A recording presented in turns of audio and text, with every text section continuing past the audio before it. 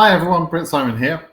So I'm going to do some numbers and predictions, etc., specifically for Oceania.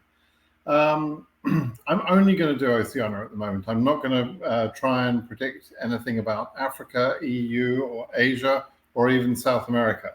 The reason for my ability to predict for Oceania and not for the other regions is because we have very good data from you, the DV2025 selectees, and partly that the region of Oceania is simpler than at least the three big regions. There is no drop in density in Oceania in South America, as there is in Africa, EU, and Asia. Okay, so you may not know what that density drop is, but I'll show you in a moment what I'm talking about. Okay, so so let me show you some data that we've managed to gather, and then we'll put these building blocks together, and I'll explain to you. Essentially, I want to explain what number range is in danger compared to, based on the information we have from last year.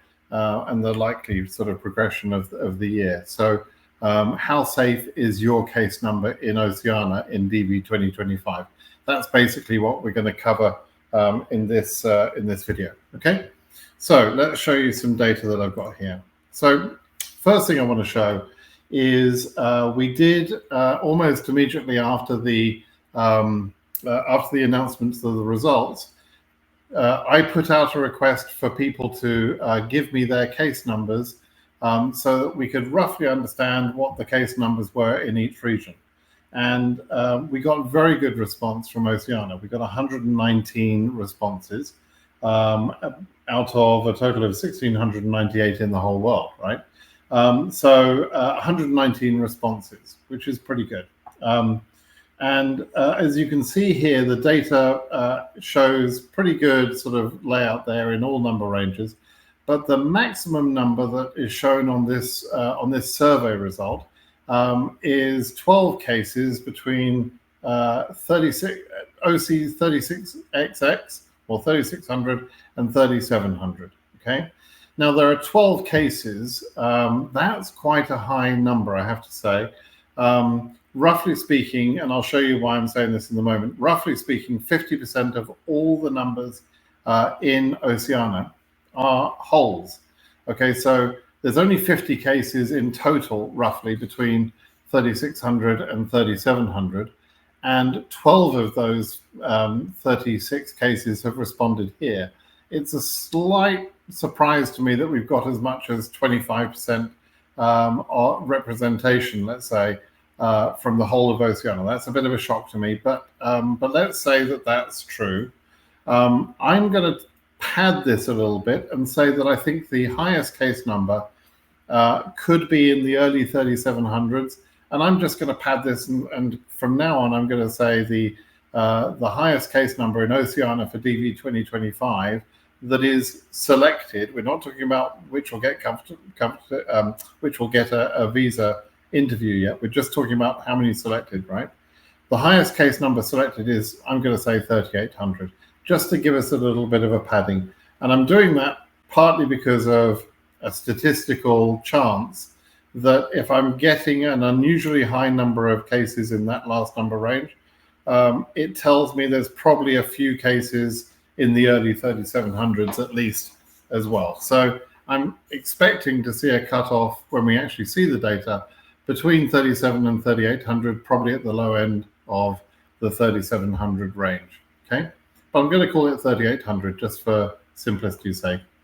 Then if we have a look at the data here, I want to show you a couple of things. Firstly, I want to show you what I mean about this reducing density in some regions.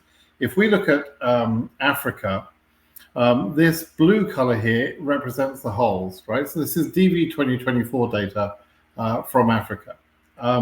You can see that the number of holes for the first 1,000 cases is about 60%, okay? And it's around about 60% for the early number ranges. And then over time, there is a reduction of actual cases, and there's an increase in the number of holes, right?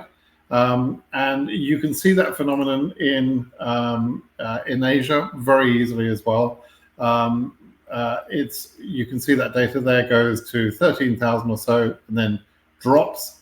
There are more holes in the range between 13,000 and 22,000, and then there's another drop, another cliff as I call it, and there are even more holes in the remaining ranges. Okay. And we see the same sort of thing in EU. But just to explain what causes that is actually limited countries which are limited during the draw process. And I can tell you, for example, for Asia, there is no case number in Nepal in DV 2024 over 13,000, and there is no case number in Iran over case number 22,000. In DV 2024. That's because those countries, Nepal and Iran, got cut off, and all of their selectees are condensed in those early number ranges. All the Nepalese cases in the first 13,000, and all the Iranian cases in the first 22,000. And the cases went up to about 44,000 in DV 2024.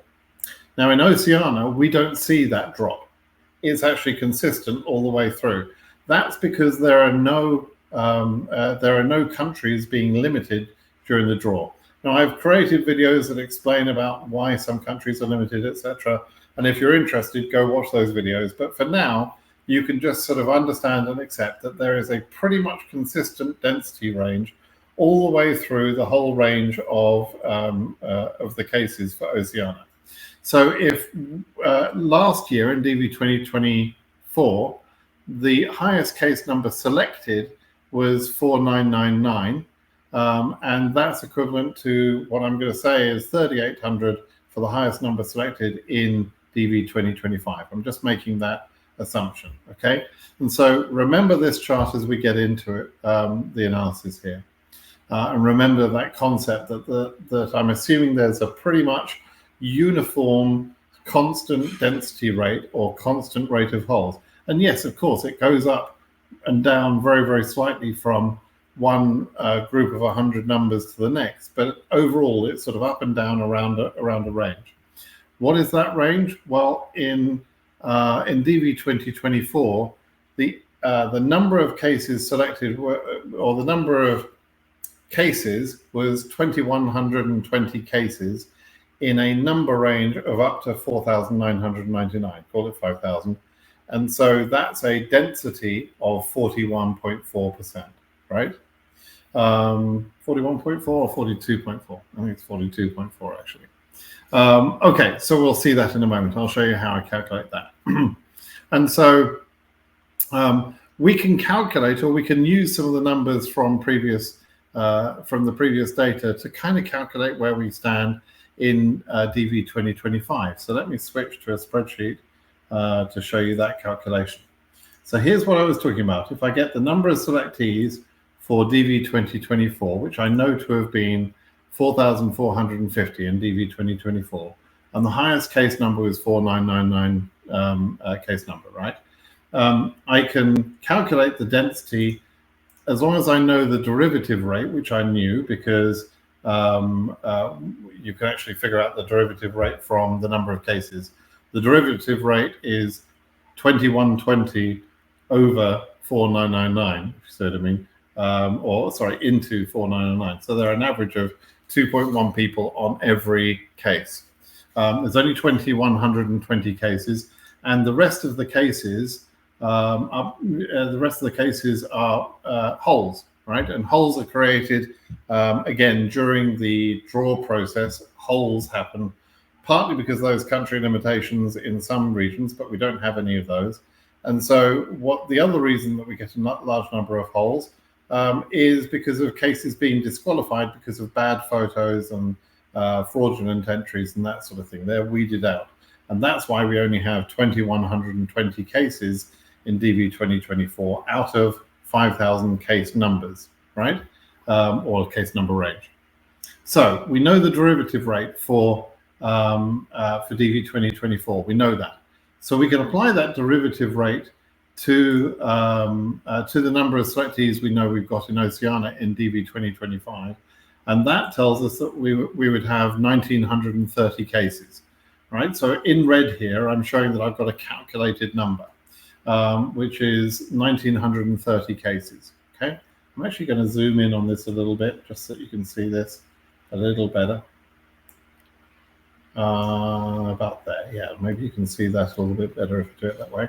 Okay, so 1,930 cases amongst the 3,800 case numbers that we're going to assume. Could be a little bit lower, but that gives us a density of 50.8%. Okay, so 50.8% is obviously higher density than 42.4% for DV2024. So that means that there are a little bit less selectees, but there's slightly less holes. There's about 10% less holes. And so the number of cases per 100 is a little bit higher, right? So the other thing that we can figure out is how many cases went current in DV2024 based on the cutoff that we saw in DV2024. Now, although the highest case number selected was 4,999, the cutoff only went up to 2,700 in DV2024, right?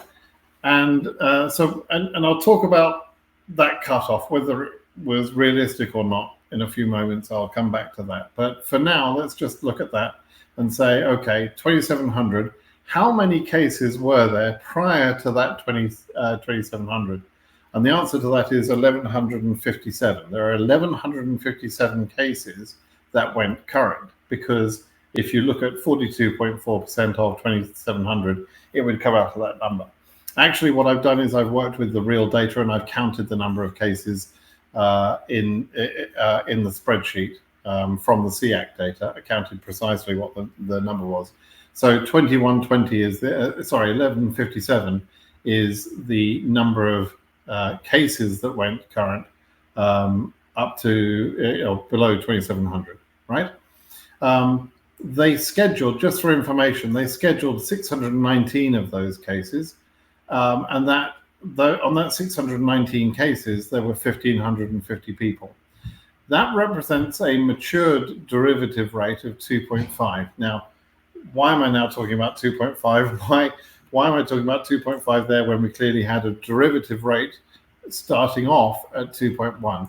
Well, there's a couple of things that happen. Firstly, the people in the lottery are having babies and getting married and that sort of thing. Some people, when they win, they go and get married because they don't want to leave their girlfriend or boyfriend behind. Some people have babies, not because they're trying to have more green cards, but just because they're going to have babies. There's a 1.5 to 2 year period where baby activity is going to be going on. And so we will have new births during that time period from those original cases. That partly explains the increase in derivative rate from 2.1 to 2.5, but not entirely. The other reason that rate is higher is because of country differences. So the derivative rate in Fiji, for example, is higher than the derivative rate in, let's say, New Zealand or Australia. And so because there were more people from Fiji or more cases from Fiji that actually went through, it edges up the derivative rate a little bit there, and it sort of slightly skews the numbers. But we're not going to use this 2.5 rate. That's another conversation. I'm just sort of putting that in for completeness so that you understand the data. There were 619 cases, as I mentioned, out of 1,157 cases completely. Now, what happened to the other 500 odd cases? Why were they not scheduled? Well, some people will find out that they're a winner and decide not to proceed with things. Some people will forget to check their results until it's too late and just lose their chance entirely. They've perhaps lost their confirmation number and they didn't know how to retrieve their confirmation number and check their results. So some people just forget. Some people enter the lottery without being serious about things, okay? So the people that, whether they find out about their win or not, We don't know, right? But we do know that some people don't submit their DS260 and therefore don't get scheduled. And so we can see that 619 cases have been scheduled. But there is another aspect as well, which affects the number of number of cases scheduled, and that's embassy performance. If Suva, for example, went all the way to 2699, I think they took the highest case number. They just went crazy. They said, we're going to take any case you throw at us. And Sydney was slightly below that point, couldn't quite get to the same sort of high levels. And so there's some slight unfairness that goes on between embassies. How that will happen in DV 2025, I don't know. But there are some people out of the 1,157 cases that wanted an interview, had been processed, and they were current. So they were processed, their DS260 was processed. But for whatever reason, their embassy didn't give them an interview. Their case numbers could have been skipped, particularly in that last month because it was kind of crazy. Or they could have been at an embassy that just didn't have the capacity, whether that's in Oceania region or some other region that didn't have the capacity to take all of the cases that were current, right? So for whatever reason, the 619 is the number out of 1157. That's probably a pretty harsh lowering of the number. So in other words, I see 1157 as probably the most cases we could possibly have seen current to only generate 619 cases. The 1,550 people, by the way, went on to have 1,100 visas issued to them. That's a lot. Once you add in the adjustment to status cases as well, let me just go back to the web page here. Let me show you that web page. Oops, not that one. I'll show you that one. Yeah. 1,101 cases there being received, right? No cases were left in 221G. There were some refusals. There were some cases left in ready status, which is where people, generally speaking, where people fail to turn up for the interview. And there are a few refused, and then a few cases left on 221G, right? So the 1,550 cases only resulted in 1,101 cases in SEAC. There would have been another 50 to 100 cases as a minimum, I would say, through adjustment of status. So Oceania probably got about 1,200 visas in DV 2024. That's a huge increase above their quota. They're not supposed to get that many.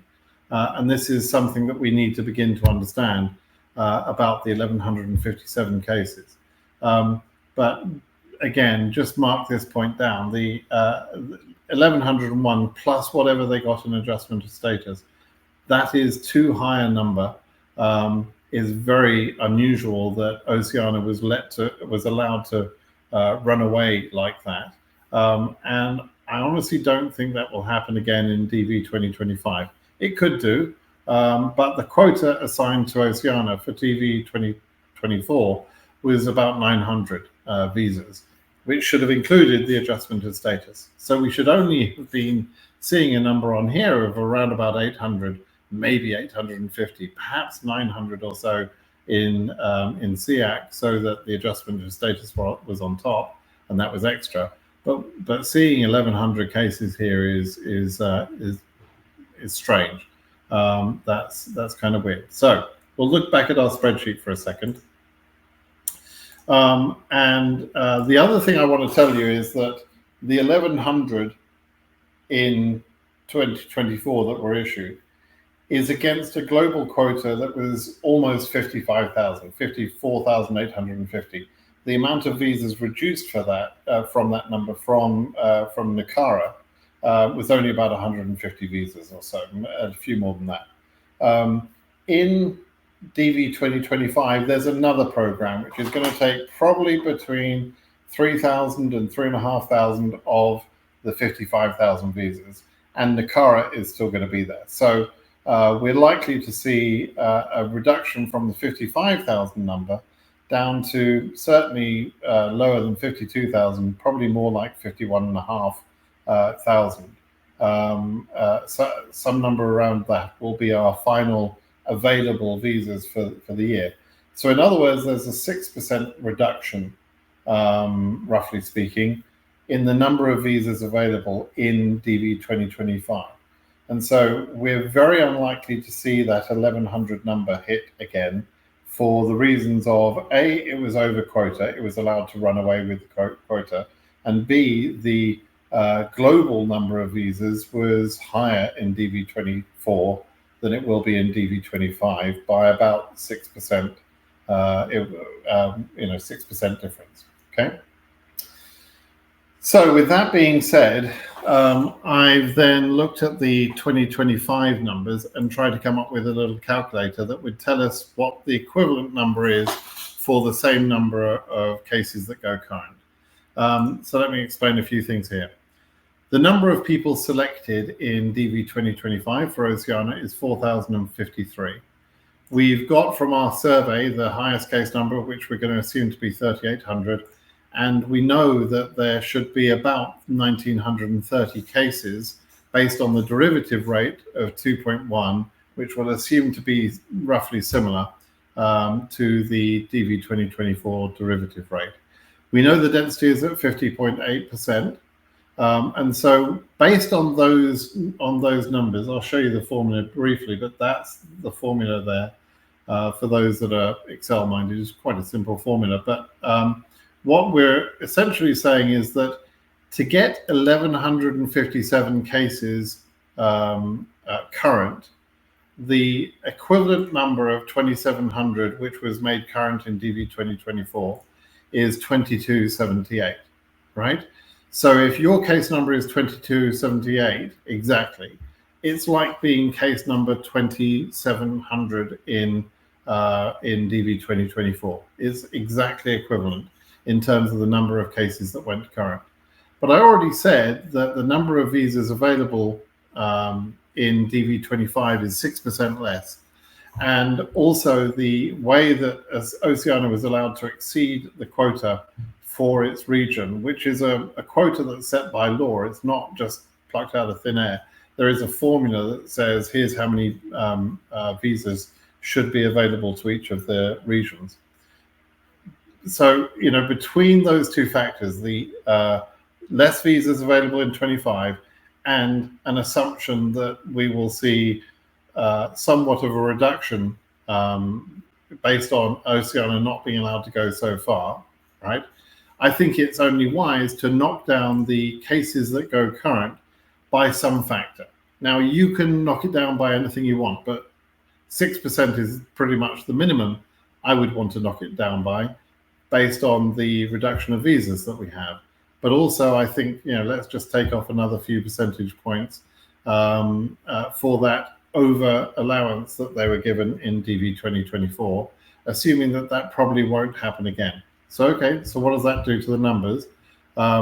If we knock this down to, let's say, 1,050 cases that will go current, what does that do to our math? It takes that number down to 2,067. If it were to go a little bit further, if we said only 1,000 cases were going to go current, then we would be at 1969. Okay. Now, in terms of where we should get to, what that's telling me is, with pretty good data here and a pretty good understanding of how things should work out, I think we'll probably be talking of a final cutoff around about the 2,000 number. And you could probably say from 1,900 to 2,100. Now that is pretty much the same thing I was saying last year. Actually, I was saying a little bit higher than that. Between I thought the ideal range would be between 2,000 and 2,200 roughly. It went higher than that because of this kind of crazy final month that happened in DV 2024, and this sort of kind of amazing thing where Oceania was allowed to go crazy with exceeding its quota. As I say, I don't think that will happen again in quite the same way, but you might want to assume that it does. If you assume that they were allowed to have the same sort of quota, then you would reduce the 1157 by only 6%, which would be a reduction of about, let's say, 70 cases. So that would be 1,080 roughly. That would put your number at around about 2126. If you want to say to yourself, I think they will allow the quota to be exceeded in the same way that it was last year, but I do accept that there is less of a global quota. It's gone down by 6% because of this other program. So what should my number be that I consider to be the high watermark? It would be at 2126, thereabouts. So I think there's a range between 1900 and I'm going to call it 2100. I think that would be about the sort of the sweet spot there, where we'll see the cutoff finally being in that number range. Could I be wrong? Absolutely, I could be wrong, right? There are always things that happen that we can't predict. We're a year away from the end of DV2025. Lots of things can happen in that time. So, for example, to give you an idea of the sort of things that could happen, you could have an embassy, a particularly influential embassy like Suva, that for whatever reason that we can't predict yet, suddenly starts taking less cases. Okay. Now, if a high-performing embassy within the region took less cases, it would be incredibly impactful to the people who are interviewing at Suva for Fiji. It would be very impactful to them, obviously, but it would give a better chance to other people in the region. Same thing could be said for Australia. That's another fairly large country in the region in terms of the number of selectees. So if Sydney embassy suddenly closed, even though there are Aussies all over the world, there would definitely be an impact to Australians who suddenly, were unable to interview at their local embassy. Now, those people would probably get on a plane and go over to Fiji and probably interview there in that case. But still, what I'm trying to express is that there are always factors that we can't assume, and that means that we can't predict everything, and predictions are only predictions. They're a bit of fun in a way, but what I do want to express to you is if your case number is over 1900, you're probably in a risky range. If it's over 2100, you're probably very much at risk, and you certainly don't want to be selling your car and your boat and your golf clubs because you think you're moving to America if your case number is 3500 or something, because that's probably not going to happen for you this year. Probably not, unless something really bizarre happens at some of the regions somewhere. So I'm hoping that's making sense to you.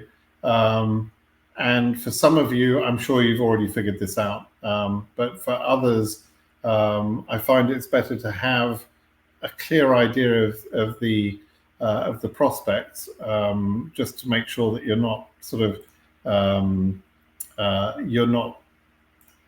left in the dark and suddenly surprised at the last minute, and you thought all the time that you were moving to America, when in fact your chances of moving to America or the chances of getting a green card are much lower because of your case number. Now, at the other end of the scale, by the way, I could be being overly optimistic.